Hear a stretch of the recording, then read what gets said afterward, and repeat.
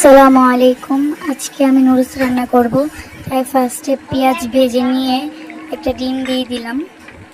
ডিমটাকে ভালো করে ভেজে নিব, ঝুড়ি করে ভেজে নিচ্ছি। ভাজা হয়ে গেলে সামান্য পরিমাণ লবণ দিয়ে দিব আর সামান্য একটু নুডলসের মশলা দিয়ে দিব। এখানে আমি চপস্টিক নুডলসটা নিয়েছি। মশলাটা দিয়ে ভালো করে ভেজে নেব। তারপরে মুরগির মাংস দিয়ে দিচ্ছি। এটা মুরগির মাংস দিয়ে ভালো করে ভেজে নেব। ভালো করে ভেজে নেওয়া হয়ে গেলে সয়া সস দিয়ে দিব পরিমাণ মতো। সয়া সসটা দেওয়া হয়ে গেলে ভালো করে নাড়াচাড়া করে নিয়ে টমেটো সস দিয়ে দিব 1 চামচ।